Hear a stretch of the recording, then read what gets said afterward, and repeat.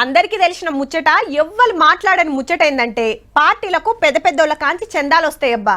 ఎలక్షన్ల ముంగటైతే కోట్లే అనుకోరాదుండ్రి. రేపు గెలిచినాక మనకు కావాల్సిన కాంట్రాక్ట్లు ఇస్తారు, అడిగిన పనులు చేస్తారని గట్టిగానే చదివిస్తారు. పవర్లకు వచ్చిన వాళ్ళు కూడా అంతమందం చూసుకుంటారు వాళ్ళను. కానీ దేశంలో ఏ రాష్ట్రంలో ఏడ పవర్లకు రాని పార్టీలకు ఎవరన్నా పైసలు ఇస్తారా? మళ్ళా పెద్ద పెద్దోళ్ళని తిట్టేటోళ్ళైరి. హగో గందుకే చేతిలా డబ్బాలు పట్టిండ్రిగా.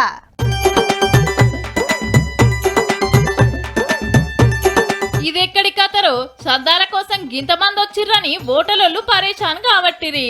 ఇట్లా రావద్దు సారు, పర్మిషన్ ఉండదంటే అయిన దానికి మీ బాస్ కు ఫోన్ చేసి కామ్రేడ్ నారాయణ వచ్చిండని చెప్పు అనగానే మనోడు పోయి మాట్లాడితే ఓకే అయ్యింది. రైట్, ఇల్లు చిల్లరేసిండ్రు. ఇద్దరం ఒక్కటే అనగానే సరే అని వెళ్ళిపోయిండ్రు. గా సార్ పర్సులకెళ్ళి 200 నోటు తీసి డబ్బాలేస్తే నారాయణ సారు ఫుల్ ఖుషి.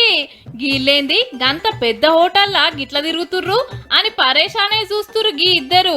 వాళ్ళు ఇచ్చేటట్టు లేరని ఇటొస్తే గీ అన్నేసిండు. ముచ్చట చెప్పంగానే గీ మేడం నోట్ల కట్టే తీసిందుల్లా అందుకెళ్ళి 200 నోటు తీస్తుంటే ఏ గా కట్టి అనగానే నవ్వుడే నవ్వుడు. గీ అన్న 50 నోటు. అయ్యో పైసలు లేవు సార్ అంటే ఏ స్కానర్ ఉంది కొట్టు అనగానే కొట్టిండిగా.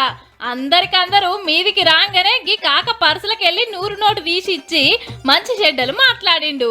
యూత్ కార్డ్కి రాగానే నువ్వు ఇరా అనుకుంటా తలకాయలు కిందికేస్తే ఫోన్లో కొట్టించుకున్నాడు ముద్దుగా. గీ మేడం పైసలు లేవంటే ఫోన్ చూపించి అంత పెన్మిటికే తెలుసు అనగానే సార్ 500 చదివిచ్చిండు. అసలు ముచ్చట ఏందంటే పబ్లిక్ తిప్పల మీద కొట్లాడే మా కాడ పైసలు లేవు, పార్టీ నడుపుడు కష్టం ఉందని హైదరాబాద్ హిమయత్ నగర్ ఏరియాలో పెద్ద పెద్ద హోటళ్లు షాపులు తిరిగి చందాలు అడిగిర్రన్నట్టు సిపిఐ కామ్రేడ్లు. అడుక్కునేది కాదు, fighting fund. It is a political fighting fund.